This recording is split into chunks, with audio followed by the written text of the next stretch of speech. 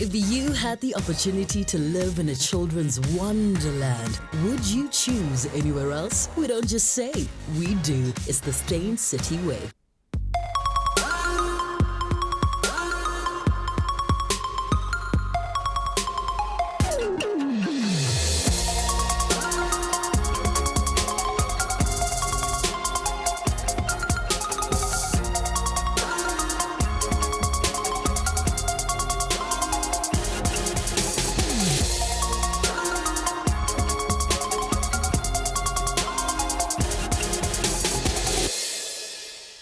A very good evening to you and welcome to your Monday edition of Real Talk with my name, that's what I want to say, with myself, Anele Mandela. And it's so good to have you joining us again. Listen, to call my guest a warrior is an understatement. She survived physical and sexual abuse inflicted upon her as a child, a period of alcohol and cocaine addiction for a decade, saw her life spiral out of control till she inevitably hit rock bottom. She enjoyed the greatest pain a parent should never have to go through, with the loss of not one, but two children.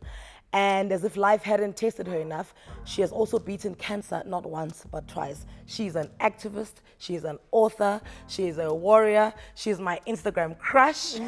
She is Zoleka Mandela. Welcome to the show. Thank you. I stalk you so much on Instagram. I don't think you stalk me as much as I stalk you, though. Oh, I really? do. So basically you and I know everything about each other. Course, We should just like call it a day and go home. Your family, if you guys ever ran out of Z names, you're more than welcome to use my second name Zintatu. Oh, okay. Because I was looking, Zinzi Zenani, Zaziwe, Zamaswazi, Zintle, Zondwa, Zelabo, Zoleka. And the list just goes on and on. So do you guys sit when a new child is coming into play and you're like, what Z word could we name? Yeah. No, actually, the reason why, we're all Zits was actually because of my grandmother. And, for her, she wanted everyone to know who were her children. My grandfather having, her being a second marriage. Wife. Yeah, of course, second wife. And so, so now if there's a Z Mandela that is... You fall under Winnie. There you go. Oh, Mom Winnie. No confusion. She's probably watching. She's like, hey, hi, Anele. As for you calling me Winnie. Where do you feel most at home?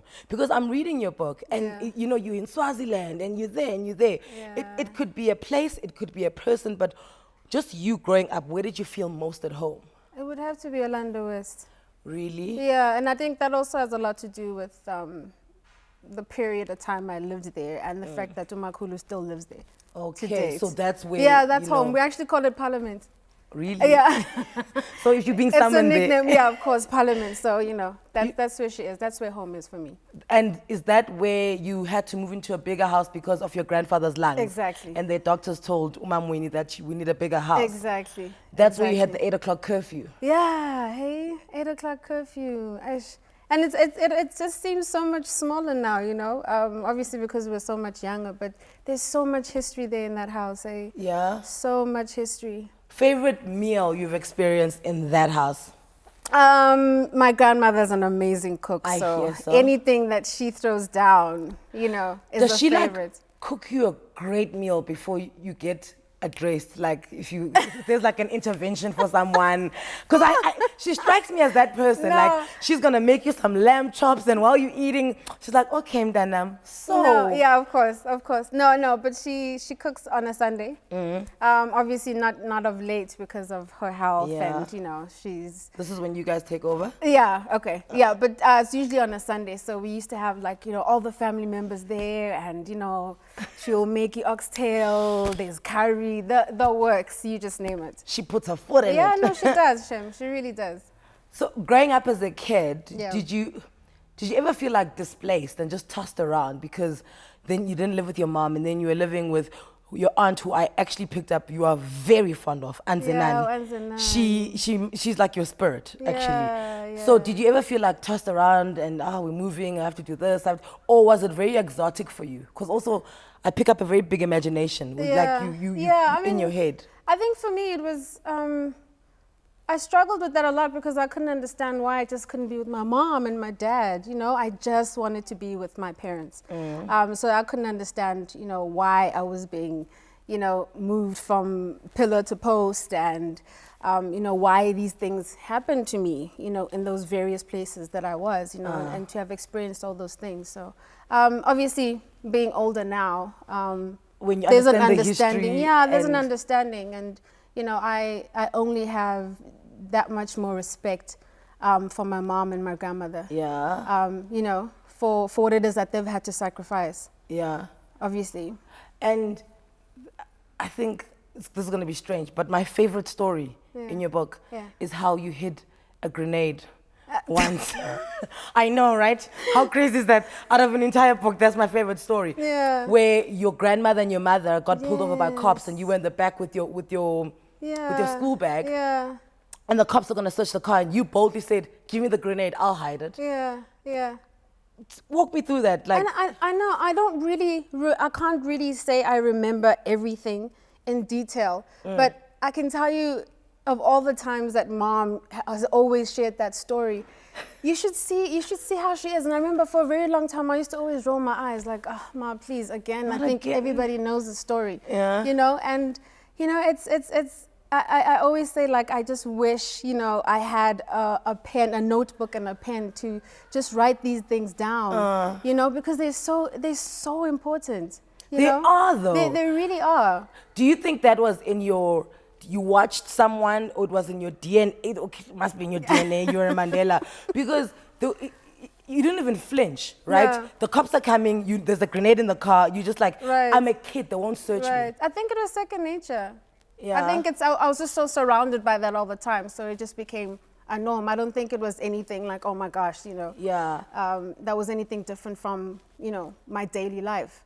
And did you ever feel like your life was in danger, political danger, when you were growing up? So at all times you just felt... I don't know. I guess, I don't know. I don't know if I would describe it as political danger. This was my life. This was, how I lived and how my family functioned. Although, family didn't necessarily mean it was, blood-related individuals. Yeah. To me, it was, these comrades that were living with us were like, family members. Coming back from school, I remember how we used to, sing freedom songs, in the back of the house. And this was just my life. So it wasn't, I don't think I felt that way. Of course, there were things that happened, where I was put in a place that, no child should be in that situation. But, these are the things that made me who I am today. And funny enough, I am very thankful for all those things that have happened to my life, because, I finally feel I'm in a place where I feel like I have a purpose in life. And I haven't always felt that way. Yeah. Yeah. Why is that? Do you know what? Because I always look at politicians' kids, and especially you. I mean, your grandfather is Nelson Mandela. Yeah. It doesn't matter what purpose you pick. You will always compare your purpose to his. There you go. Right? And be like, the entire world stopped when he passed away. Yeah. How do I ever match up to that? Do you ever, is that why now you're like, okay, I've got a purpose? No. I mean, look, I really feel if I was anybody else, I obviously wouldn't be afforded the platforms that I have been afforded now. I just think, I don't want anything to do with politics. But I know that my grandparents have always taught me that, our purpose in life is to better the lives of others. Okay. And so maybe this is my type of politics, is making sure that I use my life, for the betterment of others, for the benefit of others. That's If actually that very makes powerful. any sense. That's actually very powerful. And I know you said it and you think we're going to pass now because, you just said it. But because reading your book and knowing your story, and as a mother and listening to your story, and as somebody who's lost a family member to cancer, you're right, this is your politics. Yeah. This is how you fight and you make the world better. I believe that. All right. Oh, more with Zoleka Mandela. After the break, you have to stay with us.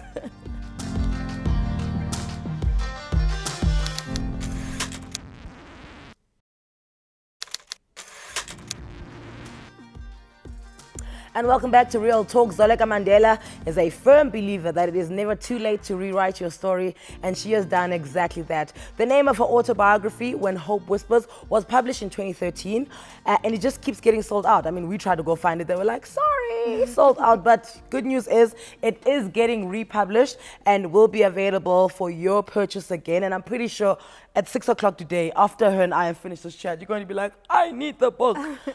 There's this misconception, right? Yeah. That the Mandela children, the Mandela grandchildren have had it easy. Right. So then I read your book and you're like, oh, you know, I went to Woodmead for school and we used to catch a taxi from Soweto and it would drop us off.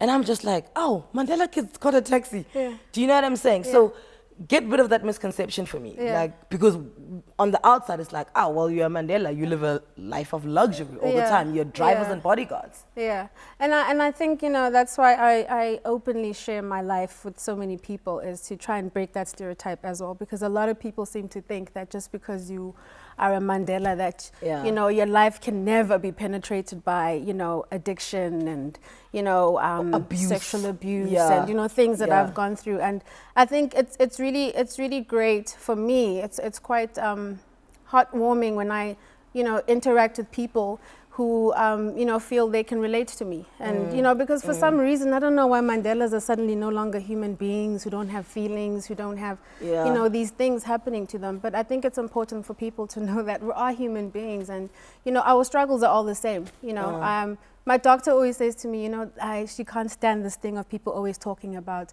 oh, I'm a breast cancer survivor, because in actual fact, we'll all survive something in our lives. Yeah. You know, and that for me, I agree with her so much, because I just feel like, you know, we all go through so much in our lives. You know, people have survived more than I have gone through worse than I have. The only difference is that I have been lucky enough to have had the support I've had, and platforms like this, you know, Real Talk, where I'm able to share my story.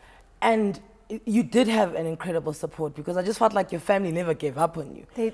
They should have, but they didn't. They didn't. And you write a lot that, oh, I've put my family through so much. I've put my family through so much. Yeah. Did they ever say to you, just stop apologizing?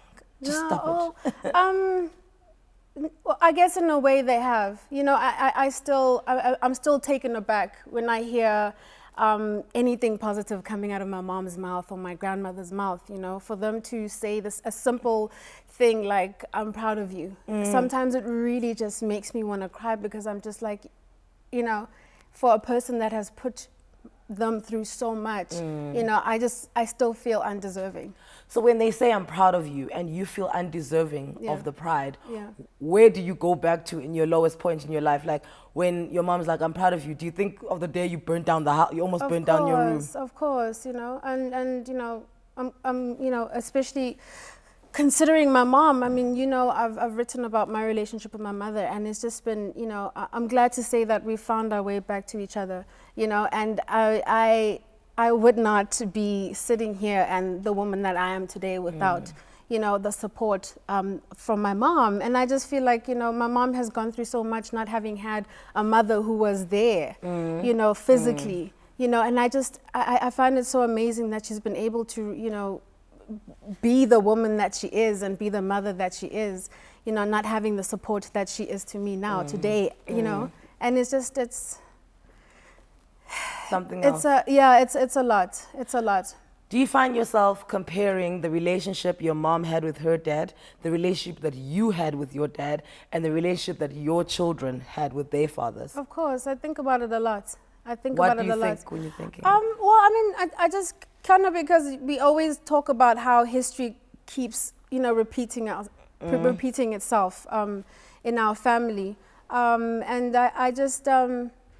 I've always actually just thought of my mom as both mom and dad. And we always think of my grandmother as mom and dad. You know, I know that, you know, for example, my mom always sends Father's Day messages to my grandmother. And I do the same thing to my mom, because they've always just been these incredibly strong women who are able to just be the mother and the father, you know, in the relationship.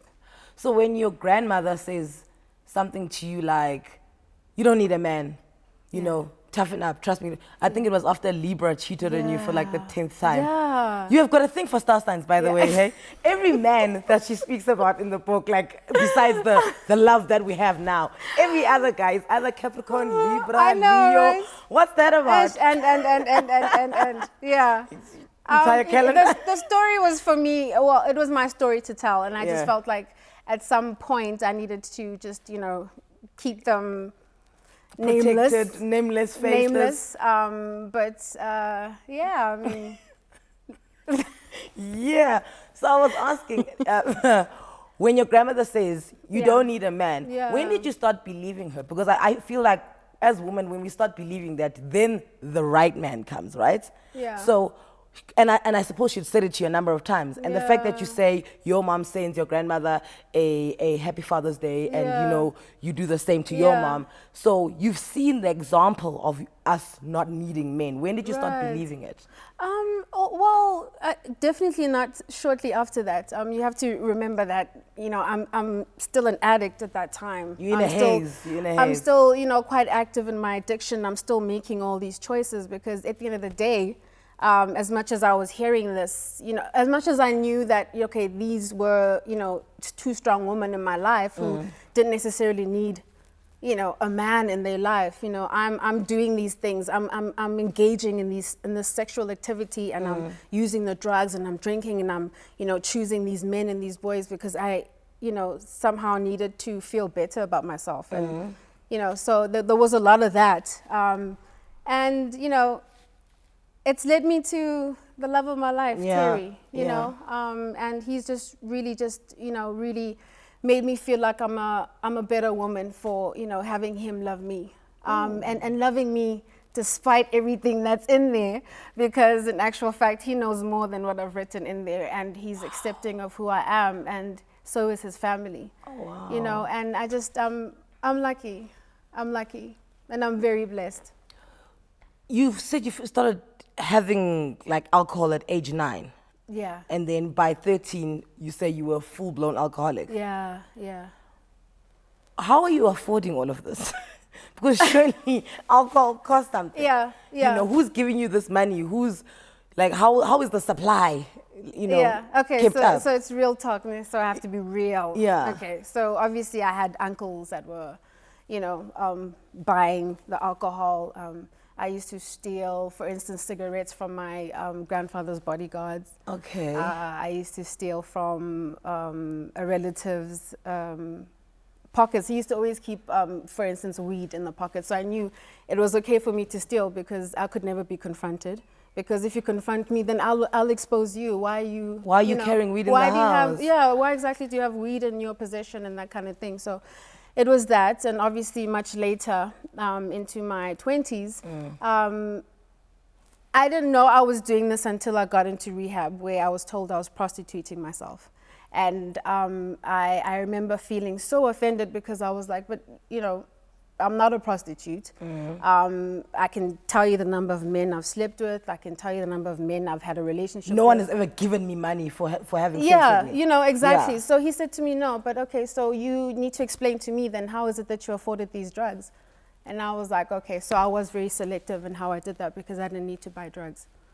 So you never purchased drugs? I mean, Somebody would always bring them for you? there were times that I did, but you know, I did date drug dealers. I did date people who were using drugs. So you know, so it was always readily available for you. Of course. The book is called When Hope Whispers. Please take my word for it when I tell you that it is a compelling read. More with Zoleka Mandela after the break. In the meantime, if you're looking to spruce up your home, well, we've got it covered for you. Simply follow the details on the screen right now, and you could win yourself a 5,000 Rand e-voucher to enable you to do just that. Real talk, like Zoleka just said, real talk. We'll be back in a bit.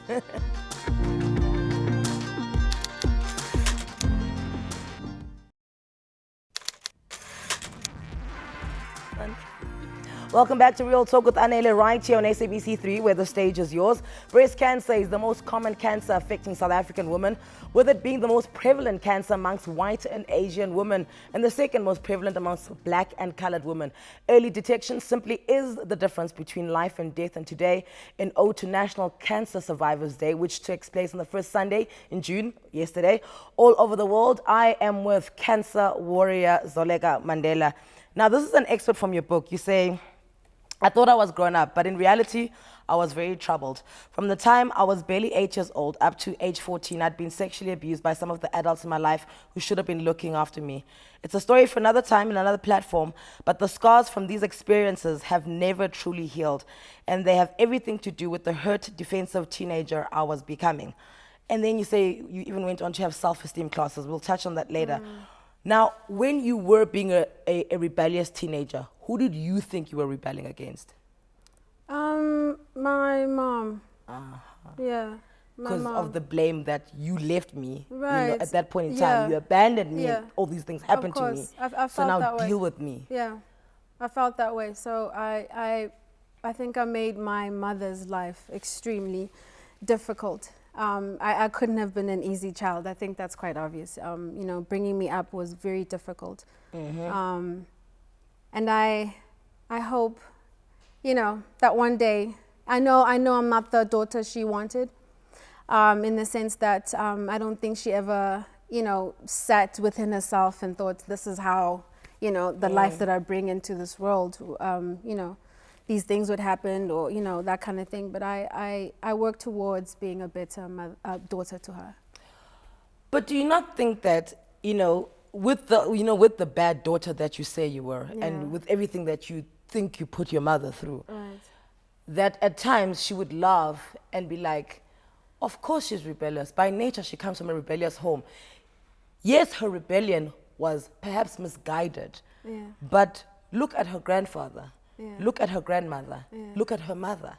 Of course she was going to be rebellious. It's just that it was directed in another way. Yeah, I don't know, you know, and she always says to me that she gave birth to the strongest woman that she knows, and I'm just like, Ma, really? Yes, she's You know, right. how does that even how does that even work? But I think my mom and I are very similar. And you know, when you were just talking right now, it just reminded me of all the times, like, you know, she would call my dad and say, can you please come and deal with Zoleka, because, you know, whatever reason or whatever it is that I did. And his response would always be, Zozo, you just like your mother, you know, and almost as if he just felt so defeated, because he's like, what do you want me to do? Like, you know, so yeah. When you fell pregnant in high school with Zenani, Yeah. you say she didn't talk to you until you gave birth. Yeah, she didn't talk to me for a while. What do you wish she had said to you when you told her that you were pregnant? I don't know if it was specifically saying something. I think I just wanted her to say something. It wasn't a specific, you know, or maybe I just wanted some kind of reaction. Just even to shout at you or to slap you or something. Yeah, because it was wrong, you know, and my father, his response was, ha, ha, ha, ha, ha, you know, Zozo, you've just made me a grandfather, and that was it. And I was just like, No, that's not what I'm looking for. yeah. And when she finally did speak, what did she say? Because I know when you gave birth, in your haze, you saw her take the child and walk out, and that made you feel amazing. Yeah, I did. I remember I kept saying, Mom, I'm the one who's just given birth. And she was like, sorry, I'm going to my granddaughter. Bye. You know, that was amazing. But I think, you know, for her, it wasn't so much what she said, but just the support.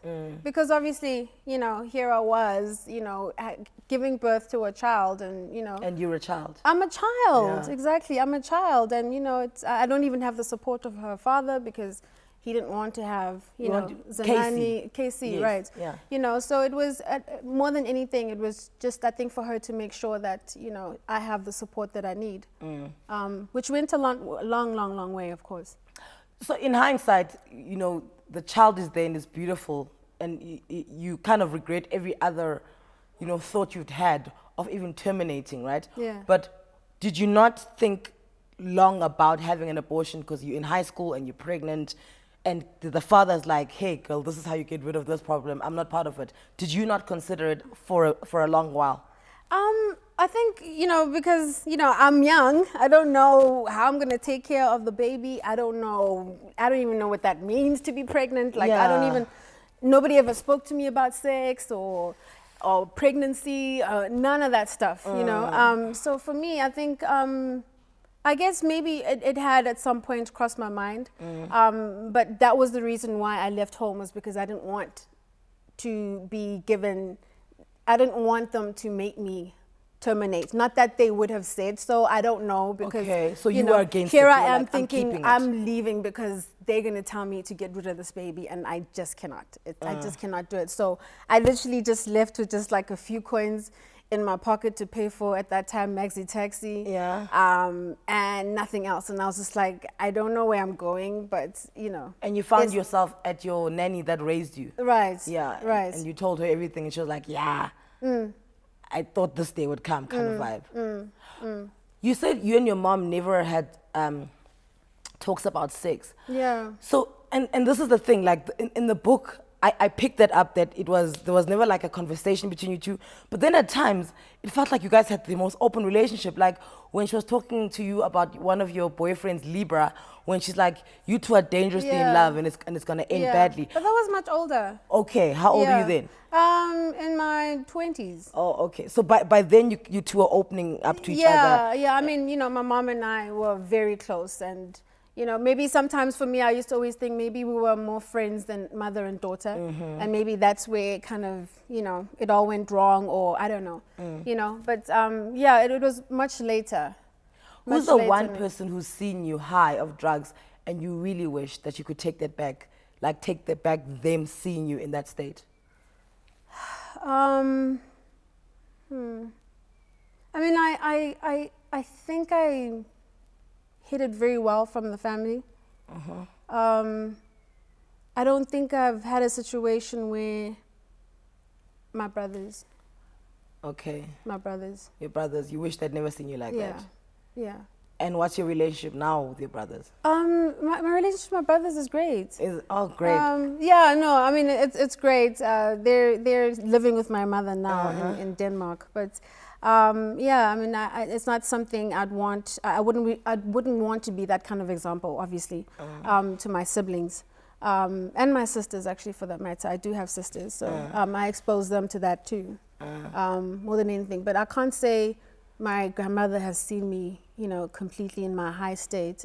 My mom has seen me intoxicated. We had such an open relationship. We used to actually drink together. So, yeah. I don't know if I'm reading it wrong, but when I look at your rehab, and you're talking about rehab in the book, you make it sound like a breeze. Really? Yes. It wasn't.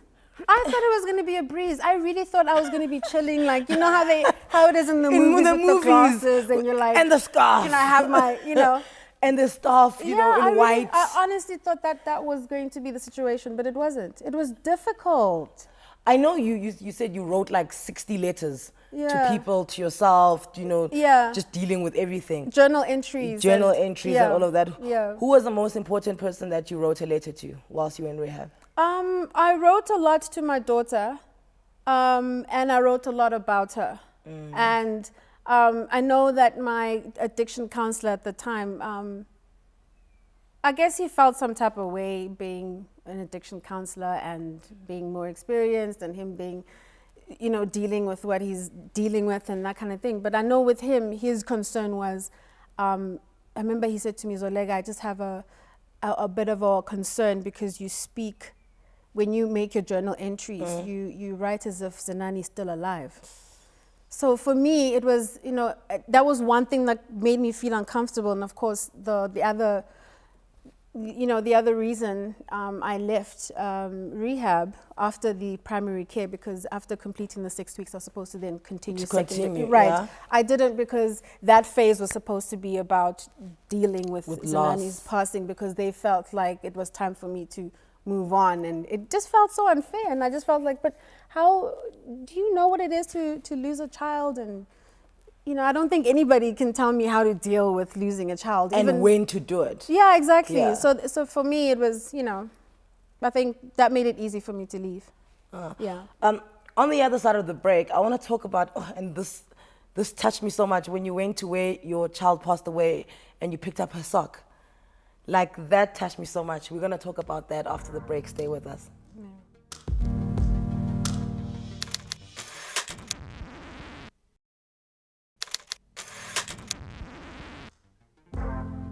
And welcome back to Real Talk with Anele, where it's been nothing but real indeed with Zoleka Mandela.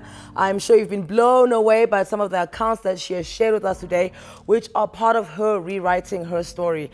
Now, 2010, the World Cup happens, and you're in rehab, and the concert happens, and your daughter's is being driven from the concert, and she gets into a car accident and she passes away. Then your brother and your aunt come and get you out of rehab. And my dad. Your dad? No, in hospital. Hospital. Come and get you out and be like, listen, this has happened. Yeah. Was it more difficult to deal with the death because of the high profile nature that it was? Because every newspaper you turned, the TV was on, everyone was just talking about it. So was it like, were the walls closing in on you and just like surrounding you in an unbearable way? You know, I lost my only best friend, you know, and I lost her at a time where I was truly and absolutely just undeserving of her and my son, Zwelami. And I think the way in which it all happened, you know, I was in hospital for 10 days. So 10 days before she passed away, I had tried to commit suicide. I had that you know, drug-induced psychotic episode where I tried to burn myself alive with her and her brother in the same house. It was that, and then, you know, the fact that I then missed her 13th birthday, and I remember every day how, you know, she would go to the fridge because she had, you know, put a calendar on the countdown. Yeah, you know, she did the countdown. I remember she kept crossing down, you know, the days, marking down the days, obviously, you know, leading to her birthday. And, you know, then I had my dad and my aunt and my brother come in to tell me, you know, that she had been killed in killed by a drunk driver. Yeah. Do you think you'll ever forgive yourself for that? No. And you're okay with it? You're like, you know what? Is it because you think you don't deserve the forgiveness, or you don't think you can reach a level where you forgive yourself? I don't think I deserve forgiveness, especially when I consider everything I put her through. And, you know, she's not in a position to see me, the changed woman I am now, and to see me, you know, physically trying to, you know, make changes in my life to become a better mother, because that was always my thing. And I was just having a conversation with my grandmother the other day, and I was like, you know, Ma, from as early as 9 years old, I always just wanted to be a mother, you know. And then I know, apparently you used to put like material inside Barbie, so that Barbie would look pregnant. You know, I always wanted to be a mother, and then, you know, there I am, and, you know, Zanani chooses me as her mother, because I always feel like children choose you as, you know, as their parent. I agree with that. And, you know, she chooses me as her mother, and then, you know, I get this opportunity to finally be a mother, and I just completely just screw it up, you know, and over again, because you have to understand that this wasn't something that happened in just the period. It wasn't an episode, it when was she, continuous. Exactly, this happened from when she was born to when she passed on. I was abusing drugs and alcohol, like, through and through.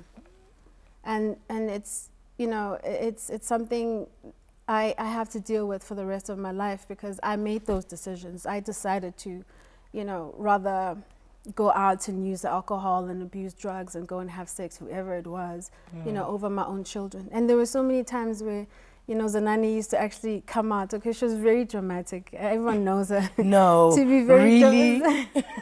Zanani was so dramatic, and I remember there were so many times where she would like literally beg me to stay, you know, and Ma, please don't go out, and I would go, because I just felt like, you know, it's more fun out there. It was more fun out there. I didn't have to deal with myself. I didn't have to, you know, deal with whatever it is I was running away from, you know, so that was always an easier option for me.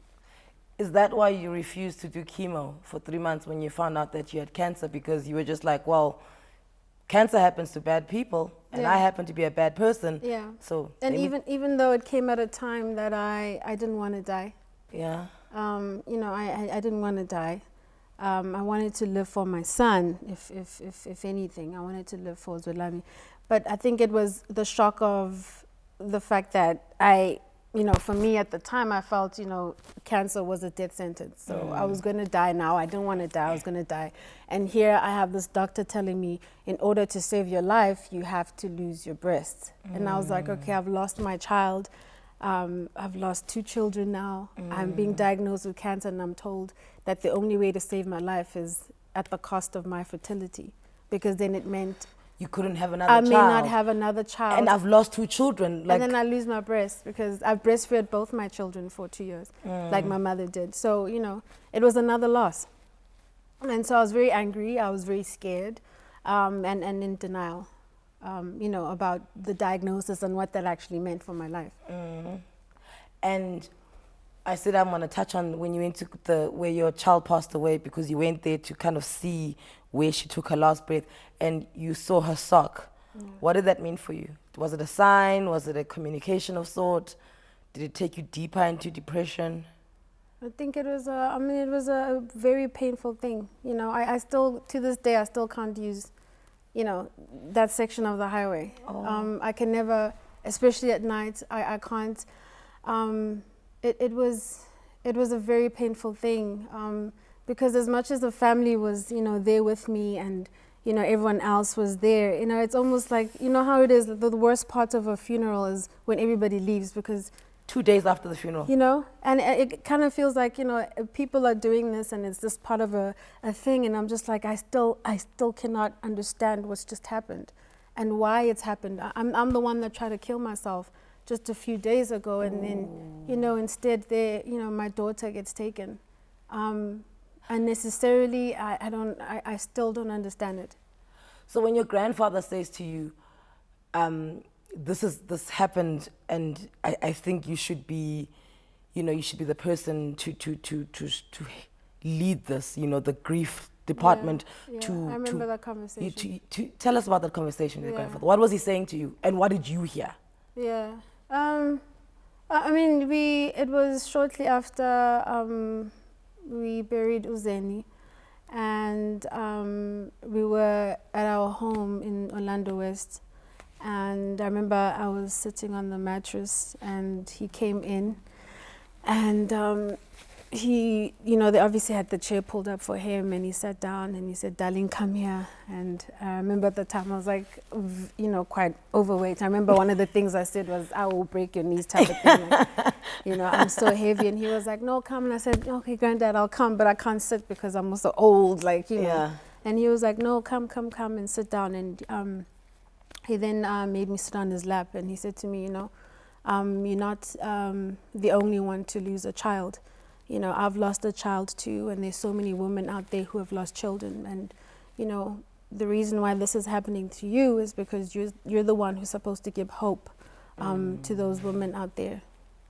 And I think at the time it was, you know, there's just so much that's almost like a blur in my life because of the level of trauma, you know, at the time. So these, you know, at that time, I don't think I really understood what he was saying, and it's, you know, only much later, obviously, and maybe in the process of writing the book, that I was like, you know what, I think I actually get it. Like, sometimes I wake up and I'm like, I don't think what happened to me is fair. But when I think about, you know, the amount of things that, you know, lessons or cautionary tales that people have, you know, they gain from my book, I feel like I don't know if it's making any sense. I feel like I'm not even making sense. No, you are making sense. You get it now. Right. You get it now. Right. But in the middle of it, no, you weren't getting it. Yeah. And yeah. I think that's fair. You're not supposed to get it like that. Otherwise, that would be scary. Right. You know, you can't lose your child in a car accident who's 13 years old Yeah. and then be like, "Oh, God, I get it." Right. You know, you can't lose your child that you've just given birth to,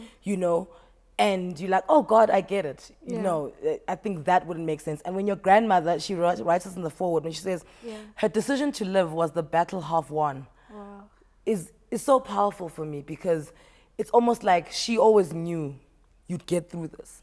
She was just waiting for you to get it. Yeah, yeah. Yeah. Are you there? I am. I mean, it's really quite profound that she said that, because, you know, every day is, I know it sounds corny, but like I wake up and I'm like, Jesus, you know, I'm just so blessed. You know, I'm able to, like, how many people do you know that wake up every day and do a simple thing like share, you know, something of their life on Instagram and actually impact somebody else's life, you know? Yeah. And that is a big deal. You know, and I know a lot of people used to always say, she likes attention. You know, so typical of a Mandela child. Yeah, you know, this and this and that. But, you know, I wake up every day and I'm able to stay sober because, you know, I abused cocaine for the longest of time. The longest time, decades, in alcohol. And this year I'm celebrating 7 years of sobriety in August. So, you know, I'm able to wake up and make these decisions that I believe not only better me as a person, but, you know, just remind people that they can still make better choices for themselves. And somehow I feel like, well, I hope that, you know, my daughter's like, you know, looking down on me and she's like, you know, Ma, finally. Yeah, it took you so long, finally. but you know. Speaking of blessings, when we come back, one of her biggest blessings will join us on the couch. I call him Mr. Bashela. Oh. Come back to us.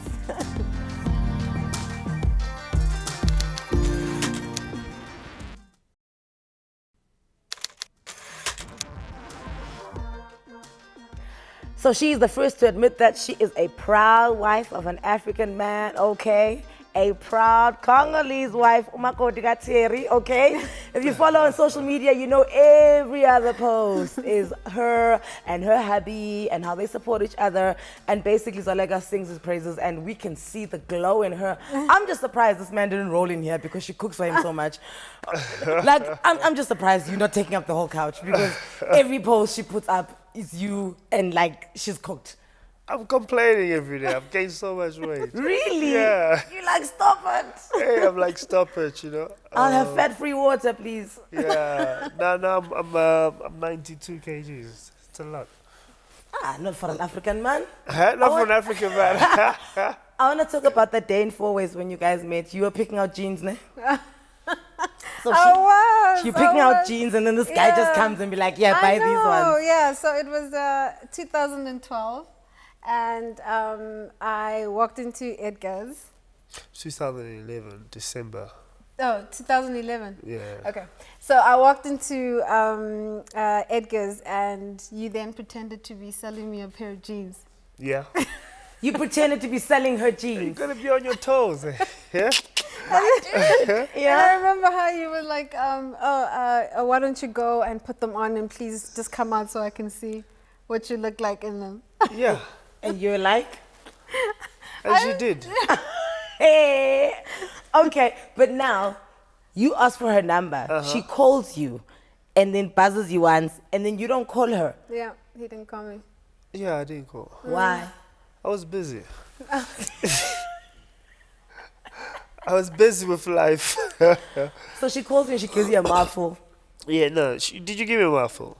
Yeah, she's a wife and you called me. I was actually texting her while she was trying to call me. That's not true. But that was like 3 days later. But it was all right. All worked out. It all worked out. Yeah. First date in the dark at her house. She's been load shedded in this candle. ESCOM issues. Look, I think ESCOM helped you guys because it made things quite intimate. Yeah, he got very tired. We had to go and sleep, hey? Yeah. What are you talking? Look, fast forward to now. Yeah. Just, you know, we're speaking to her and, you know, she's fought cancer and she's this warrior. I want everyone who's watching to understand your journey because you are there and you are supportive at all times. You know, what is it that you want to share with us about her and her fights and everyone else's fight with cancer? I think I had to make life as normal as possible. We had to be a normal couple. We had to go through fights. We had to fight through the same issues everybody go through instead of having sort of sympathy towards her. And every time now there's an argument, there's an issue, she's sort of reminded that no, I'm not interacting it because of her current status or whatever she's going through. So life was normal. we did whatever we needed to do, despite the challenges that she was going through. And tell me about the foundation. The Zoleka Mandela Foundation. Yes. It's everything that embodies her. It speaks of road safety, breast cancer, women and youth initiative. And what's exciting about that is we have first-hand experience in terms of what she's encountered, and that's what we advocate for. So that's the Zoleka Mandela Foundation in a nutshell. We try and do work that have immediate impact. With regards to road safety, it's more a global platform where we go and advocate for policy changes, infrastructure development around schools. We've also launched a program last year for the Department of Transport, the Road Safety Empowerment Program, which goes back to the sort of the youth and teenagers who are mostly affected by road carnage in South Africa, you know, and the only relationship they have with the road is when they're 18, they're acquiring their driver's license. But then what happened to that space of time? There's no etiquette, like we're not raised. South Africans, that's my crowd, South Africans. We don't, cars, guys, cars are big machines that are weapons. It's a big machine. That are weapons, They're right? weapons, so you need to understand it. So we're not taught road etiquette, we're not taught how to drink responsibly. You put them together. You put them together, it's chaos. Terrorists on the road. So the program takes teachers and trains them with regards to road safety, makes them understand the importance of road safety, and then they go back into their respective schools and implement road safety program within that school and within the specific area. And it's very difficult to sort of take one general solution and give it to everybody. A child from Alexandria has total different infrastructure from a child from Sandton. True. You know, so the only person that will be able to understand that very clearly are your teachers, law enforcement that are working within that specific area. But your immediate interaction is the kids have with the teachers in the morning when they leave. Guys, thank you so much for your time. Mr. Bashala, thank you for your time. No, thank you for your time. And for bringing out the good time. Zoleka, thank you so much. Her book is this. You have to go and get it. When Hope Whispers, trust me, you want to go out and get it. It will change your life. There's nothing more to say except for the fact that I was quite humbled to have spent the past hour with this African queen and, of course, her king. I'll see you guys tomorrow. I have a legend in studio, one of the original divas of Kofifi. Thank you for your time. Good evening. Bye-bye.